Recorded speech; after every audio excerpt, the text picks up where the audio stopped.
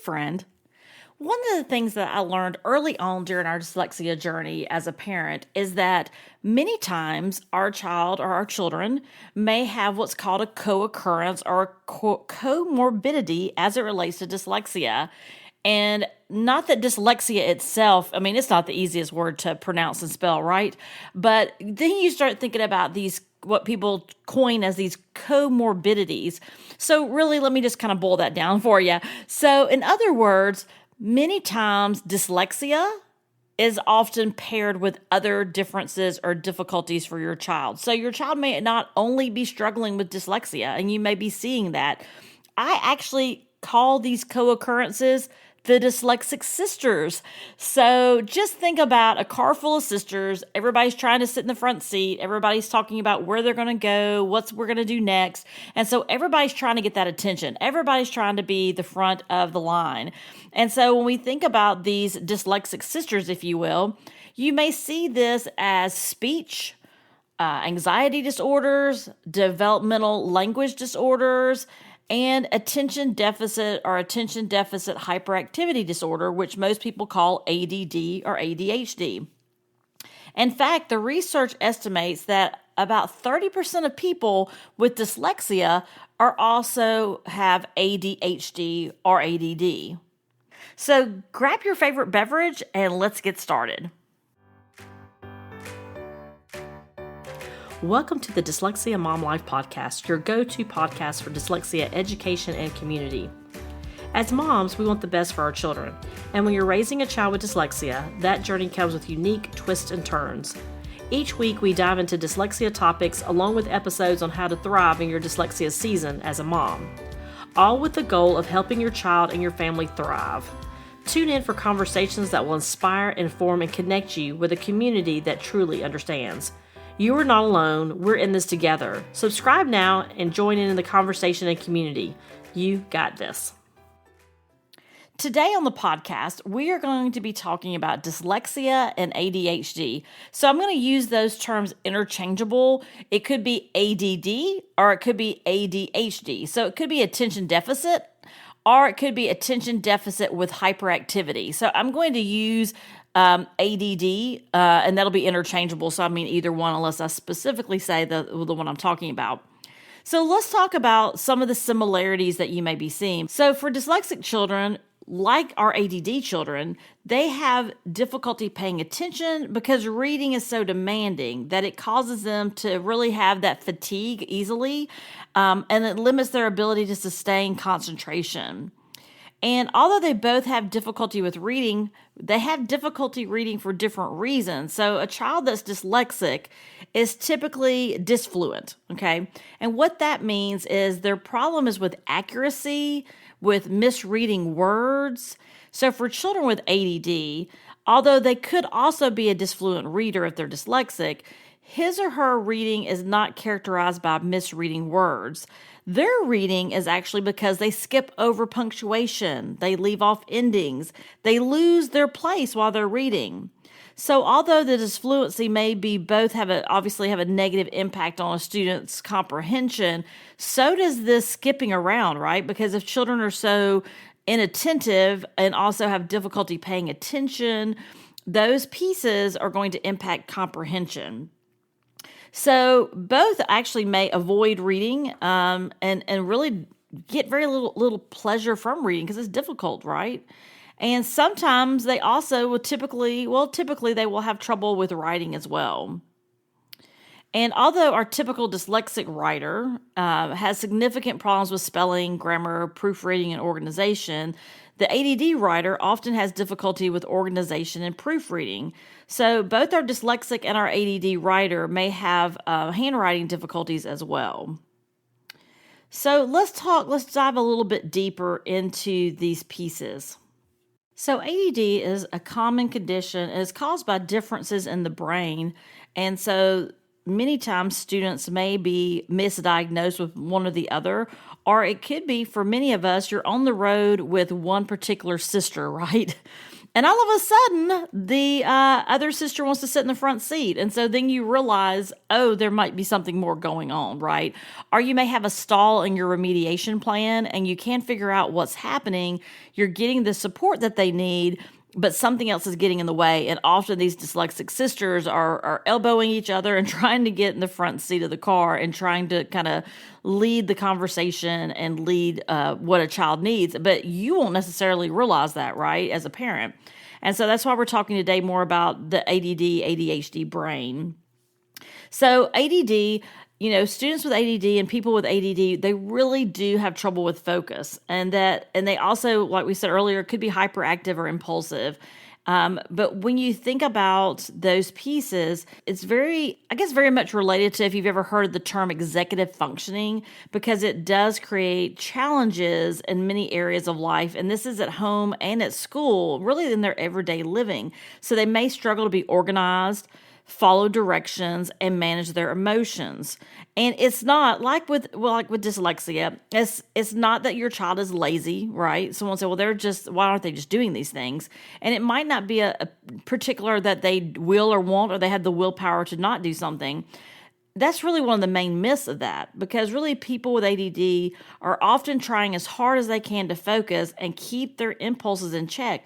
That's why many times when our kids get home in the afternoons, I know we can talk about this at our house, there's a lot of fatigue. I mean, there's just like, I made it through the day, and although she's currently remediated, there's still pieces of grammar and writing and spelling that she still struggles with, because at the end of the day, your child will always be dyslexic. It's whether or not they're remediated enough so that they are successful, right? So let's talk a little bit more about ADD, though, because it doesn't go away. It doesn't disappear. And so we have to think about let's talk a little bit more about those signs and symptoms. And so when we think about executive functioning, for example, so we think about, and if you think about executive functioning as their management system, so it's your management system of the brain, it's how you do things. So they often actually struggle with managing time, getting and staying organized, setting priorities. I see this a lot. A lot of the moms talk to me about this.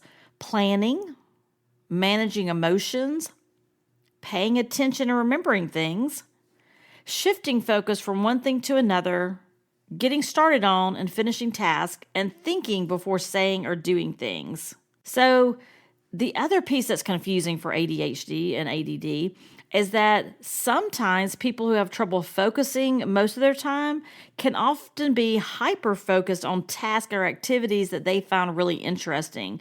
So a child may spend hours, let's say, doing a particular craft project or learning everything they can about dinosaurs, or really just digging into a particular topic, but then they drift off 5 minutes after starting homework, right? And so it might be that there's a hyper focus on the things that they're most interested in. And so as we think about the research around those pieces, the research really does show that brain development is the piece that often is correlated with that executive functioning piece as well. So when you think about thinking about an ADD or ADHD diagnosis, there's a variety of ways that those could happen. Most commonly, people will go to their pediatrician or the psychiatrist or psychologist that did any type of testing for you previously for dyslexia. You can go to a neuropsychologist. And then, like I said, the general healthcare providers or pediatricians often are the ones that will diagnose. And although there is a heated debate about how to treat ADD and ADHD, and we won't necessarily dive into all those pieces today, there are different pieces and different alternatives. Some children respond best to medicine, and I've had parents say, it's night and day from when my child has their medication and when they do not. We know with medication it definitely has specific side effects that could be a deal breaker for you depending on how your child is responding. Another piece is around really cognitive therapy, like what helps to look at thoughts and behaviors. And so really, there's no shortcut as far as figuring those pieces out. The biggest thing when I think about ADD and ADHD and how there's that overlap with dyslexia, The big piece there is you could have multiple sisters in the car with you, right? You could have multiple co-occurrences happening even beyond ADD and those pieces as well. But when you think about this particular piece, if your child is struggling with ADD in addition to dyslexia, then if not only are they having trouble processing the language processing pieces and the phonetic awareness, in addition to that, they have that attention deficits that's causing them to lose focus and jump around while they're reading and even jump over words, then you can see how those two things together can really impact how a child is performing at school, how they're performing at home. If your child's not able to, let's say you give them multiple things to do at the house, or maybe they're trying to work on you might also see this in projects. Like a lot of schools have really pivoted to more project work and group work, right? And so when your child is struggling with ADD or ADHD and that executive functioning piece and that brain management of just managing the work, organizing and planning and time management is very difficult. And so once you know that, though, then you can help your child work around those pieces and really help them focus on, how can I be successful with that? So when you think about ADHD or ADD in children, it can present in many ways and even a mixture of ways. Like I shared earlier, it could be inattention, hyperactivity, impulsivity, and you may be wondering, well, what does that look like? So let's spend a few minutes. I'm going to dive into that a little bit, and then I'm going to give you a couple of strategies that you can try at home. So what does inattention look like? Well, it's difficulty paying attention to details. So this can lead to careless mistakes on homework or in class, trouble staying focused. So really having trouble to concentrate on activities at home, at school, easily distracted. So easily distracted, sidetracked, because there's that external stimuli. Forgetfulness, avoidance of tasks requiring effort. So they might not, or they may avoid tasks that requires mental effort, especially like prolonged homework. Now, I would say before we move on to some of the other characteristics that are symptoms of ADHD and ADD, this is why it's so important to have a trusted medical advisor that you're working with, because as I read through the inattention, I think of that almost being a result of the stimuli that our kids are around now, right? They're introduced to a lot of short form videos. A lot of the things that they get are, I don't want to say causing, but a lot of the things I think that we're seeing as it relates to staying focused and things like that is because of the way their brain is being trained right now for those short bursts of time when they're watching videos and things like that. All right, let's talk a little bit about hyperactivity. So that could be fidgeting, restlessness. So your child is constantly, their hands and their feet, they're squirming in their seat. They're just not able to kind of stay seated and relax. They're just always kind of fidgeting. Excessive movement goes along with that too, climbing, just feeling constantly on the go. Difficulty playing quietly. So they may have trouble doing tasks or activities quietly. And then the other piece could be impulsivity. So acting without thinking, of course, again, this could be very developmental as well. Blurting out answers, difficulty waiting their turn. These are just some high-level ways that ADD and ADHD can present itself. So if your child is continuing to struggle, even through remediation, then it would not hurt to have a conversation with your medical advisor to talk through these pieces. Now, when you think about how can I best structure things at home, well, think about it from the perspective of, creating those structures, breaking down tasks, reducing distractions, providing that positive reinforcement. So here are some things it could look like. When you think about structure and routine, and we're recording this in April, so you may be listening to it now as you're struggling to get through the last few weeks of school, or you may be listening to us over the summer. Really, structure and routine, you can implement that any time of the year. I know that recently I had an interview with Kim Anderson, and she was talking about her two children. She has two children, a son and a daughter. And she said when her daughter was in kindergarten, she was really struggling in the summer not to have a schedule. And she said, I literally put out on a poster board every 30 minutes what she was going to do. And she was so just in sync then. She said for her son, that would have never worked. So you have to know your child. You have to know what will work for them. And you have to be okay with some trial and error sometimes. So the first thing is structure and routine. What does the daily schedule look like? One of the things with schools is there is that routine of when they're doing things. But another piece, too, that can reduce anxiety and allow them to have some predictability in their day is having set time for homework, set time for dinner and bedtimes. Sure, it can be off a little bit, but generally the time of day that you're doing things is important for kids to have that structure. And sometimes a visual schedule, like I was talking about with the poster board for the summer schedule, it could be a schedule like a dry erase board that you have on the wall. It could be that you have a printed out schedule that's framed. I did that one time for my daughter, so she would know her schedule rotated at school on even and odd days, and she needed to know, like, what day do I need to take what to school? And so that helped her stay organized.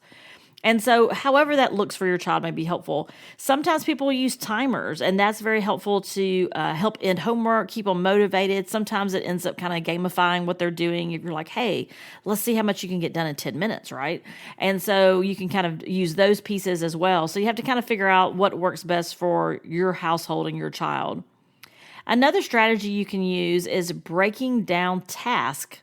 So I do this a lot for myself. So chunking. So when you think of really large tasks that your child may have to do, especially when you think about a project for school and you just have a due date, that can be very overwhelming. So reducing that overwhelm and the increased feelings of accomplishment by setting some smaller tasks and kind of putting those together. So you're breaking those down into smaller, what we call chunks, right? Visual aids, visual checklists, some of those things can also help your child in completing a task. I know especially when kids are young, you see a lot of charts in Pinterest with chore charts and things like that. That's breaking down those elements into those visual aids where kids can check those off during the day to know they're doing the steps that they need to complete a task. So that can be helpful even with project management and things like that. If they've got a project that's due at the end of the week or the end of the month, then you could do a little checklist. Did I do my outline? Check. Did I proofread? Check. Of course, you've got to make it appropriate to the age group that you have. My daughter's in middle school, so that's kind of why I was saying those, thinking about outlining and things like that. But if you have a smaller child or a younger child in elementary school, you can do the same things by providing those checklists. And if it's that you're practicing spelling words every night, then we check that off as our nightly to-do list, right? So those visual aids can help them kind of break that down instead of sitting down and going, what is all the homework I have? Maybe it's these 3 buckets that you're working in every night. Another piece, a third piece, is reducing distractions. So many times in our space, if there are things around us like clutter or distractions, maybe that favorite toy, maybe a favorite book, like whatever it might be, that space that they work in can be very overwhelming and distracting. And so providing a workspace that is free of clutter and distractions is important. And minimizing background noise. So reducing background noise is another distraction that we can do at home and at school. For us, we have found in middle school that the minimizing of background noise looks like this for us, which is me and my husband cannot be having a conversation. She's like, you're distracting me.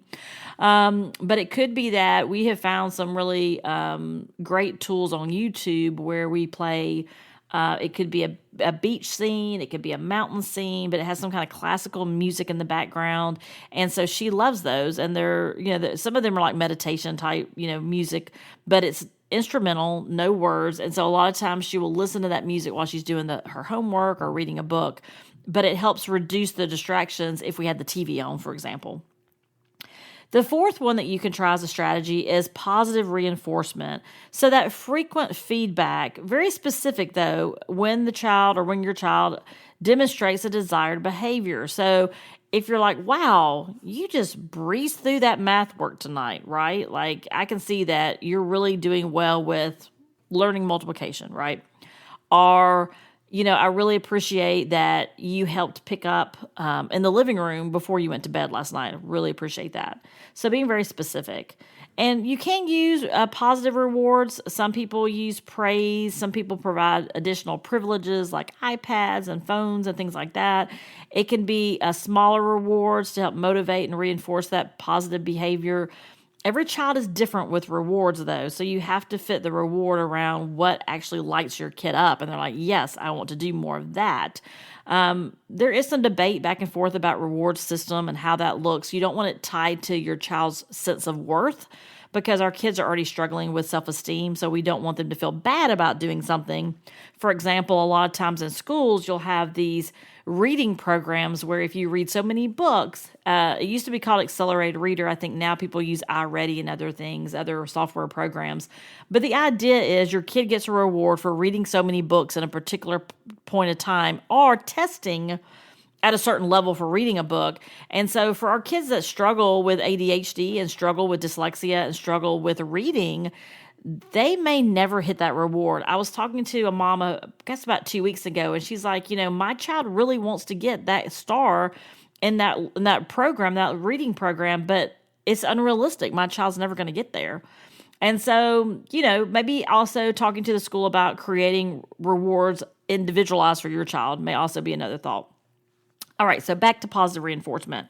Another piece, too, is in the positive reinforcement as social skills.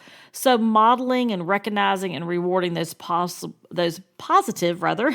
social interactions. And so social skills can be very difficult for kids with ADHD and ADD, and specifically also with dyslexia. So giving that model and recognizing when they've kind of stepped out of their comfort zone is important to have those conversations. Encouraging physical activity could be another strategy that's really good with the whole concept of strategies at home for ADHD and ADD kids. I've got a friend where if it rains for a few days and her daughter doesn't go outside at school, she is bouncing off the walls at the house. Like, she has to have some type of regular activity, and it really does help a child improve their focus and reduce that hyperactivity. Giving those movement breaks. I know when my daughter was in her dyslexia school, they had movement breaks throughout the day, especially in between academics. So we incorporated that, especially in elementary school, not so much now in middle school, getting ready for high school, but in our elementary years when I could see the fatigue setting in or her frustration. And believe me, when your kid is frustrated, I would say, you know what, we're going to take a 5-minute break. Why don't you take a walk around the house, or why don't you go bounce a ball, or why don't you go, whatever it might be, right? Like for my friend, she's probably going to go out back and hit some soccer balls, right? She's just going to get rid of that frustration. And so giving them that parameter to do that, and then when they come back, they're going to be refreshed. Their brain is going to be ready to focus more, and it will reduce that anxiety around that work as well, and hopefully will help her brain or his brain kind of reset and be ready to go.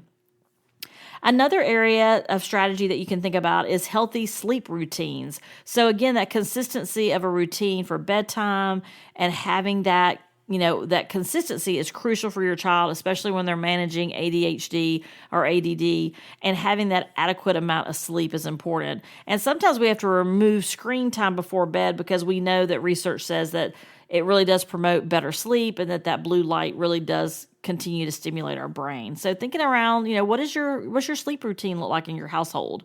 And for us, my husband and I both work a little ways from home. So we're both up by 5 and out the door at 6. So we have to get in bed early or we just can't function the next day. So that healthy sleep routine is a non-negotiable at our house that, and have we had seasons where that didn't work? Sure, absolutely. If I'm working on a podcast, it might be a late night. I might not get as much sleep that night. But for our children, that consistency of routine is really vital for their brain to recharge, and for them, their physical rest. The last two pieces are so important. One is open communication and emotional support. So really having an open dialogue with your child to express how they're feeling. This doesn't happen overnight. Our daughter's in 8th grade, and now she'll say, I am having trouble concentrating in class, or I am, struggling with whatever it might be. So having that, creating, well, first you got to create it, right? You have to create that open and safe environment where not everything is negative and not everything is the sky is falling. We have to give our kids some room to express their feelings and concerns. And you know what? Sometimes I got the best piece of advice from someone not too long ago. And it was like, just because your child shares something with you, they don't necessarily want you to react to that. Let that sink in for a minute. Because I know for this type A recovering mama over here, when I hear something that's causing my child pain, especially emotional pain, I am quickly wanting to jump in and try to figure out how to correct this, how to help this. And many times our kids just want to be heard.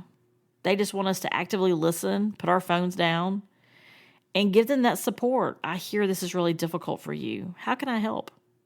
And so that gives them the respect to know that they can navigate hard things without us coming to the rescue. But also it further builds that bond with your child that they know you're a safe place to have conversation. You might think through options. Like we could call the school. What would that look like? You could talk to your friend. What would that look like? If it's around academics, like, how can we manage this homework better? I see it's causing us some struggles. If you get nothing else around our conversation today about ADD, ADHD, and dyslexia, it is about communication and emotional support for your child. They can do great things if they know that you're there to help identify and manage those emotions, if you're there to listen, if you're there to teach them those deep breathing and mindful exercises. Yeah, when my daughter was young, she wasn't interested, but as she's gotten older, she has found some real I don't want to say security, but some real appreciation for having some what she calls me time, where she's having quiet time and she will watch meditation videos and things like that. They've introduced some of that in her school as well. And sometimes you get to a point where if the doors close and the communication is not flowing, and it's not been just for a day or two, right? Because we're all about some adolescent years at our household. It might be that you have to seek some professional support from a school counselor or an outside therapist or educators. Who is it that you can connect with to try to help your child? And so if that communication is not happening, it does take time. You have to create that environment, but you will know, go with that intuition. You will know when you've got to go and move forward to something else. All right. And then finally, the final strategy to helping our children is collaboration with educators and healthcare providers, which goes a little bit with that last piece that we were just talking about. Communication is so key, that open communication. But many times it could be that the individualized plans we have at schools, the IEPs, the 504, the RTI in many districts, response to interventions, MTSS in other districts. It could be, if you're at a private school, it's a service plan. So sometimes it's coming back to have another conversation about, are the strategies working? Does your child have that consistent support that they need? And so it's having that open dialogue. And so that too is creating that environment that's open and safe for you to have conversations with your schools and with your educators. And I would encourage you to listen to the next episode that I'm going to be publishing here this week, because it is also going to be about winning strategies for school meetings. And we're going to talk more about that communication style here this week. So to recap today, we talked about the signs of the symptoms of ADD and ADHD, how it looks so similar to dyslexia, although in their brain something different is happening, right? But nonetheless, both of them can cause real struggles, not only in how they organize their day and their time, but also how they respond to reading. And so if you have a suspicion that your child could be ADD or ADHD, have a conversation with your pediatrician. It is vital for you to get ahead of that to see what are some pieces to put in place. In the meantime, as we talked about, there are 8 strategies that you can try. 1 is structure and routine. 2 is breaking down tasks. 3 is reducing distractions. 4 is positive reinforcement. 5 is encourage physical activity. 6 is establishing a healthy sleep routine. 7, that open communication and emotional support is a must. And then 8, that collaboration with your educators and healthcare providers is also a must. So, if you do decide with your healthcare provider to try medication, staying really close in touch with them to make sure that those things are effective and that the side effects are not outweighing the outcome of what you're getting. So that is the perfect place for you to land to have those conversations. So I so appreciate that you're here today. That's it for today's episode. I hope this episode was helpful. If it was, please share the episode with another mom who needs to hear this. And if you're loving the podcast, I'd be so grateful if you left a review on Apple Podcasts so that other moms can find us. And until next time, remember, you got this, and I'm cheering for you every step of your journey.